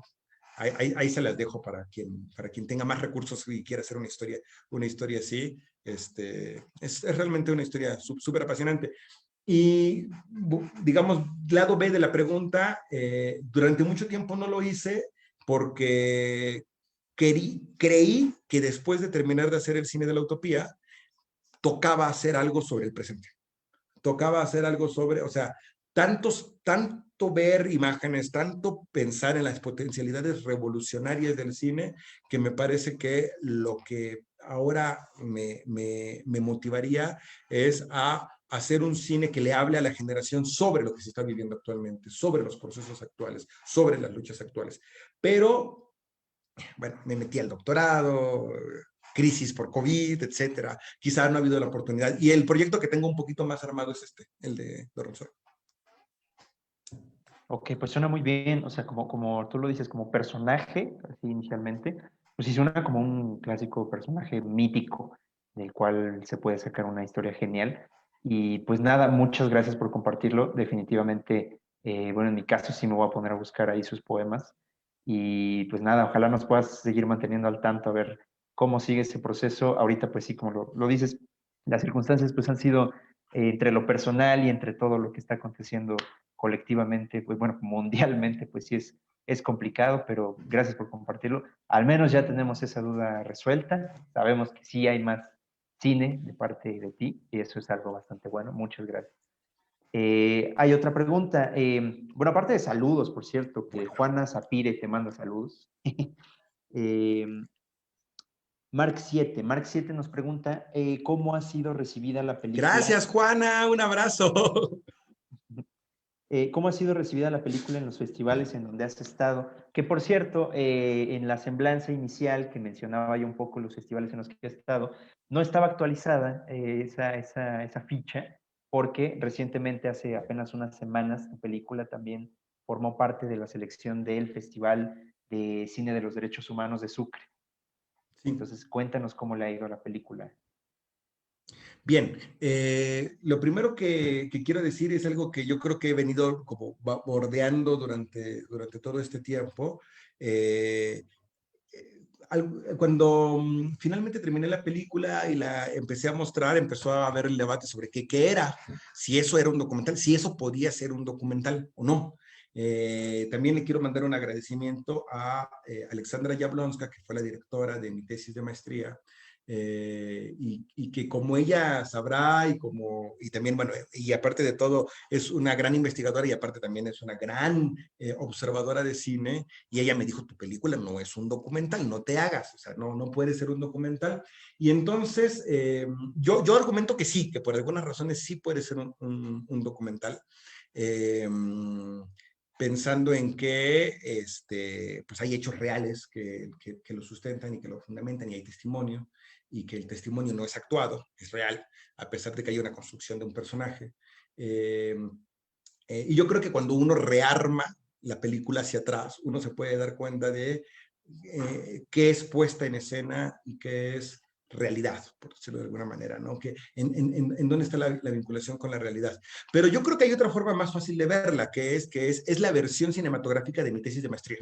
Es eso, es una versión cinematográfica de la tesis de maestría, lo cual explica también muchas cosas, ¿no? O sea, esta hubiera sido una película muy complicada de hacer en términos de, digamos, por una vía oficial de las imágenes, de los derechos.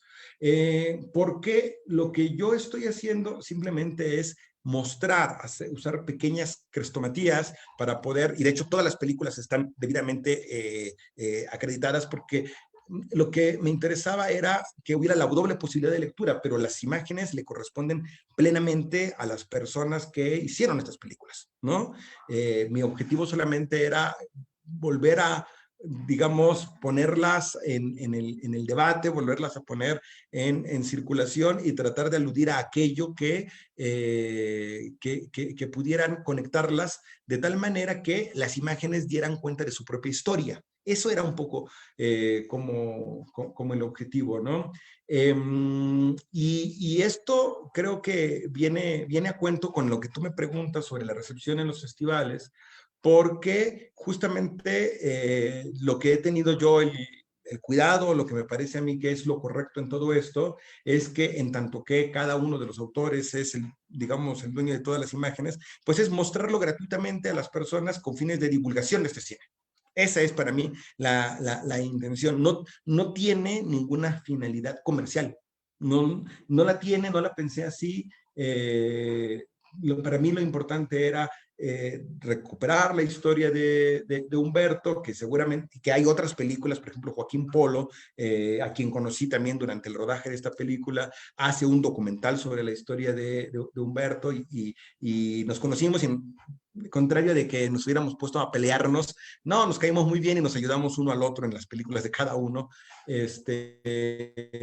Digamos, mi idea es un poco justamente mostrar, recuperar un poco la memoria, volver a poner este cine, pero definitivamente que sea como una puerta de entrada a las películas a Raimundo, a las películas a Pino, a las películas del propio Humberto. Y lo que he tenido la suerte es que muchos festivales lo han podido divulgar pues así como lo han divulgado, ¿no? En entrada libre, acceso universal, digamos, sin que exista este problema de la restricción o de cobrar por poder verlo, que nunca fue, te digo, la intención de este documental. Lo restringe un poco en el sentido de que, pues, de alguna manera, hacer una pieza con las piezas de tantas personas, pues hay un tema siempre con los derechos. Por eso he buscado que todas las que siempre que se muestre sean estos espacios abiertos, sean espacios en donde las personas puedan simplemente verlo y apreciarlo sin que haya ningún problema de que se cobre, ¿no? Y tuvo la suerte, bueno, mi sueño era que se presentara en el Festival de Nuevo Cine Latinoamericano, porque para mí era un acto performático en sí mismo que se mostrara en ese festival. Y les escribí a los realizadores, inscribí la obra y les escribí. Y les dije, les estoy mandando esto. Vean si pueden, vean si lo pueden pasar, vean si tienen algún problema de derechos o no tienen problema de derechos, etcétera. La seleccionaron, la pasaron. Y yo la verdad es que cuando lo seleccionaron en el Festival de La Habana dije, ya, debut y despedida, pero ¿qué debut, no? Festival de Cine Latinoamérica, o sea, no cualquiera, ¿no? O sea, donde Lucrecia Martel estrena sus películas o pasa por ahí las películas, el festival que ha ganado Amar Escalante, ¿no? Con un cine con un presupuesto infinitamente superior, ¿no? O, bueno, más bien, con un presupuesto, punto. Yo no tuve ningún presupuesto. Entonces, ya para mí poder compartir eso, poder compartir con Fernando Pérez, que vio mi película, que cuando salí de ver bueno, no ve mi película en ese momento porque él entra a una sala aparte, pero después yo le paso el link de la película y dialogamos después, es decir, ese contacto con esas personalidades de la cultura cubana, pues para mí habían sido ya el premio.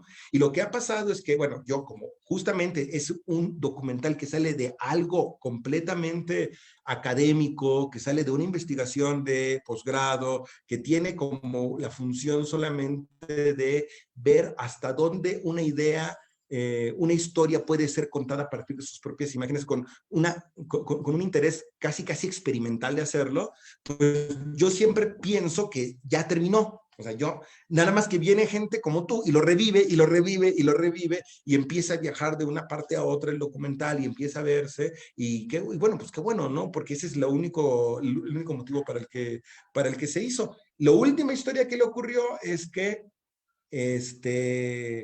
Modesto López, que es el director de Pentagrama en México, hacemos una proyección así, privada prácticamente, ¿no? Para los amigos, para la gente que va ahí, en la casa donde está, en la colonia Roma, donde tiene un pequeño espacio de proyección, y alguien ve la publicación en Bolivia y entonces pregunta que quién es y qué es ese documental que dice que Humberto Ríos, pues resulta que ese Festival de Derechos Humanos, Humberto Ríos había ayudado a inaugurarlo. Entonces les llamó la atención y aunque el documental tenía 3 años de antigüedad, que ya había pasado, que no es cine, digamos, ni industrial, ni con presupuesto, ni nada, sino que es prácticamente un proyecto universitario, pues yo les digo, oye, pero es esto, le digo al director del festival, le dije, pero es esto, o sea, es lo que es el cine de la utopía, tiene tantos años, no es de este año, es un documental extraño, y igual. Y con la suerte de que este año fue uno de los documentales más vistos del festival. Entonces es algo así como muy extraño, tiene vida propia. Tiene vida propia, justamente. Sí. Pues bueno, qué bueno que todavía se siga pudiendo pues, circular por ahí, porque pues, sabemos también nosotros, personas que estamos también descubriendo este cine y adentrándonos un poquito más, y pues al verlo, la verdad, tu película lo toca prácticamente todo, ¿no? O sea, en tu película hay extractos también de varios de los textos más importantes que se llegaron a escribir en torno a este cine, independientemente de las imágenes que utilizas tú para mostrar la situación. Entonces, pues nada, enhorabuena y que se siga viendo con este mismo fin, que es el fin que tú propusiste desde un inicio, el de la divulgación, el de que se conozca y que venga también el próximo documental con el mismo fin. Y aquí vamos a estar para tener, ojalá, la exclusiva y también la entrevista eternamente esperada de Humberto Ríos completa. Si en algún momento decides por ahí subirla a YouTube o algo, pues sería bueno también tenerte acá si tú gustas para echarnos otra platicadita, Axel. Te voy a platicar que puse digamos, esa promo de si llega a tantas Sí, visiones, subo la entrevista completa. sí. Y exageré completamente la cantidad de visionados que tenía pero bueno, independientemente de eso, fue una película bastante vista. Ustedes me ayudaron a promoverla para que se viera también, lo cual me da mucho gusto, pese a las condiciones de pandemia y de aislamiento, que pues era una forma como de comunicarnos y de intercambiar materiales y de todo lo que no podemos ir a salas de cine, poder, pues porque cuando uno va a la sala de cine, pues quiere ir a ver la nueva película de Tarantino, no quiere ir a ver la película de tu cuate que le hizo con 20 pesos, ¿no? Entonces, pues ahora sí es una buena oportunidad estamos acá y de ser solidarios y de ver este cine ultra, hiper marginal, ¿no? Pero, pero independientemente de todo esto y de las posibilidades de verla, me puse a buscar la entrevista de Humberto Ríos y casi me da un ataque cuando me doy cuenta de que esa entrevista está en un disco duro que otra vez me sacaron del coche. Es la segunda historia de cosas que me sacan del coche, ¿no? Y como desesperado me pongo a ver si puede estar respaldada en algún lado y resulta que el Rodrigo, que es el editor, que me dijo, voy a borrar todo porque no tengo espacio, afortunadamente no la borró y la tiene, entonces ya le dije que por favor me ayude a compartirla. Rodrigo Salinas, si estás viendo esto, comparte la entrevista y en cuanto la subamos a algún lugar, les pasamos el link para que pues todo el mundo pueda acceder a esta entrevista y pueda escucharla porque es realmente una epopeya por el viaje. Es un documental en sí mismo lo que él cuenta, nada más que es un documental que uno va armando en su cabeza porque Sí, claro. la historia que nos quedó cuando escuchamos esto es que esta forma de hacer cine no era un cine que conectara con la utopía política del cine a realizar, es que era también la epopeya utópica de su propia labor de hacer cine. O sea, Humberto platica cómo escapa de que lo fusilen en África por medio de una carta de un canal de televisión argentino para que lo logren sacar de Francia hacia Argentina. O sea, cosas así, ¿no? O la relación que tiene con Tamara Burke, con Tania la guerrillera. Entonces dices, nada, o sea, cosas que uno pensaría que solamente figuras extraordinarias podrían vivir y resulta que pues los cineastas de esta generación eran figuras que vivían vidas míticas. Y Humberto fue muy solidario, muy solidario, no solamente con sus alumnos y no solamente con sus enseñanzas, sino al platicarnos esta historia y al emocionarnos con esta última entrevista que nosotros tenemos. A lo mejor hay alguna otra, ¿no? Pero por lo menos creo que sí es una de las últimas entrevistas que él da en vida. Sí, justo, al menos una de las últimas, pues seguramente que sí, sí es. Y pues sí, no, digo, en cuanto a lo que mencionas, pues yo nada más señalar dos cosas. La primera, o sea, sobre esto de se estrena una película y uno pues va a buscar ahí a Christopher Nolan, a Tarantino y esto.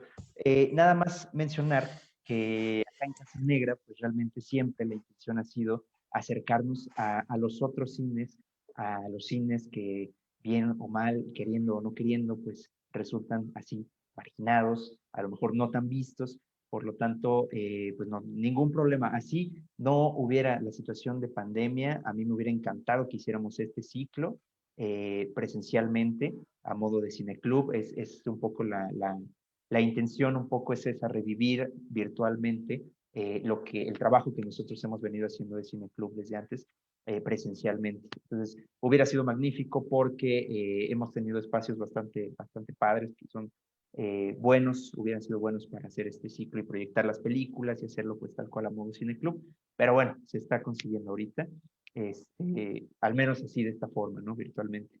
Y la otra cosa, pues ya no tengas carro, mano, o ciérralo bien, no sé qué podemos hacer porque Sí, corremos riesgo de que se te vaya a perder ahí algo todavía más importante.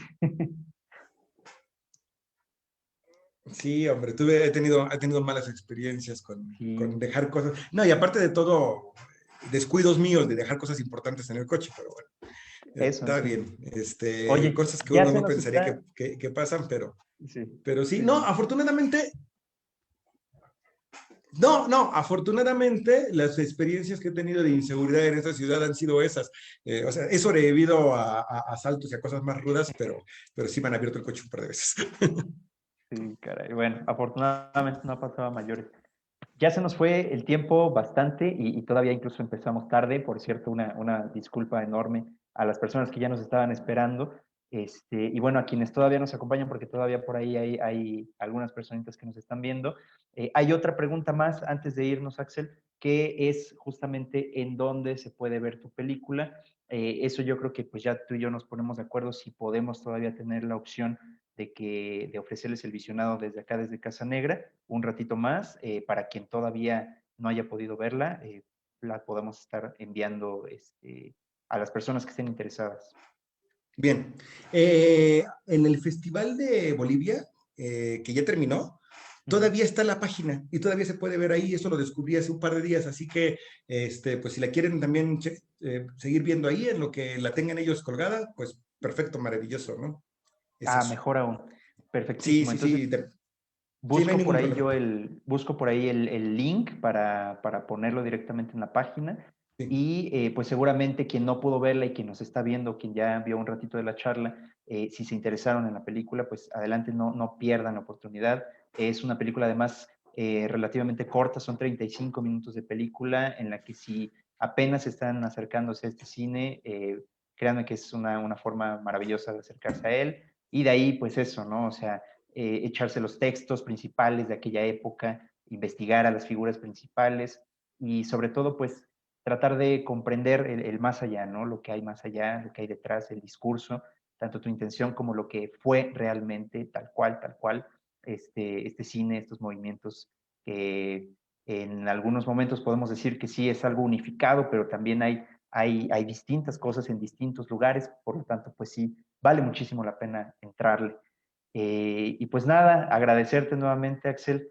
Ya, pues te digo, ya se me fue un poquito el tiempo. Como siempre, incluso en las clases, ¿no? O sea, se pasa rapidísimo. Pero pues enhorabuena por la película. Muchísimas gracias por aceptar la invitación.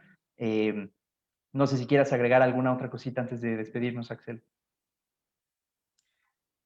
Muchísimas gracias por la invitación. Yo sé que ustedes con mucho entusiasmo me invitan, me ponen en este nivel de jóvenes realizadores. Estoy, digamos, aprendiendo, estoy impulsando algunos proyectos. Pues bueno, no, la verdad es que un honor platicar con ustedes, que sepan un poquito de la trayectoria, de la historia de esta película y sobre todo, pues eso, ¿no? La invitación es no a la película en sí, sino a la puerta para poder entrar a el cine de Raimundo, al cine de Humberto, al cine del mismo Paul Leduc, que también aparece en la película, y a preguntarse qué es, cómo imaginaron el cine, ¿Qué los motivó? ¿Qué los fundamentó a contar a contar estas historias con estas imágenes? ¿Cuál era la ética de estas películas?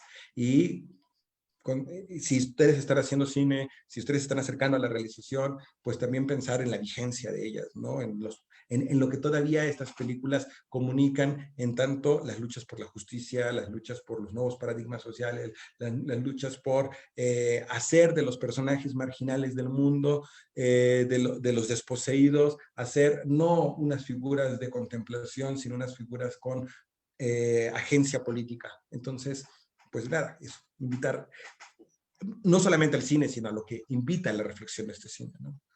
Por supuesto que sí. Pues nada, Axel, muchísimas gracias. Ya con esa genial invitación, pues yo creo que nos vamos a despedir y dejamos acá la puerta abierta siempre. Seguimos por ahí en contacto y ojalá nos podamos encontrar en algún otro momento, ya sea por acá o pues ya presencialmente, ojalá, ¿no? Muchas gracias, Axel. Ah, sí. Que se inscriban a la página Cine de la Utopía. Cualquier comentario que me quieran hacer llegar o cualquier pregunta, yo la voy a estar respondiendo, pero sobre todo porque constantemente estoy actualizando con información de cine, tanto de los años 60, de los años 70, como contemporáneo, ¿no? Películas, entrevistas, proyecciones, bueno, pues que sea un espacio de reunión para quien les interese este tipo de cine. Ahí está, cómo no, sí, pues por ahí en otro par de publicaciones que haremos todavía, vamos a incluir la liga para entrar pues ahora sí que al sitio en donde sigue todavía la película del Festival de Bolivia que acaba de terminar hace poco, y por ahí ponemos también el enlace para que entren a la página de Facebook del Cine de la Utopía, que, bueno, si gustan buscarla, pues está así nada más, el Cine de la Utopía. La foto de perfil es justamente el afiche que tiene ahí atrás Axel. Y pues nada, los invitamos a que también sigan por ahí la página. Cualquier comentario, pues ahí se pueden acercar y Axel pues les va a responder, ¿de acuerdo? Pues nada, muchísimas gracias, Axel. Hasta la próxima. Y gracias a quien amablemente nos vio en esta poquito más de hora y media. Nuevamente una disculpa por el retraso y por las fallas técnicas. Y recordar que el próximo miércoles tenemos la última sesión. Nos va a acompañar Julio López, director de La Batalla del Volcán. Va a ser muy interesante también. Vamos a escuchar un poco sobre cómo fue esta película concebida, cómo fue realizada. Y pues nada, por ahí les estaremos dando en la semana la dinámica para acceder también a la película, para que la vean antes y llegar fresquitos con sus preguntas, así como el día de hoy lo hicieron con Axel, la próxima semana con Julio. Axel, muchísimas gracias. Súper recomendable la película de Julio. Es buenísima, definitivamente. Muchas gracias, Axel. Hasta la próxima. Chao. Chao, chao.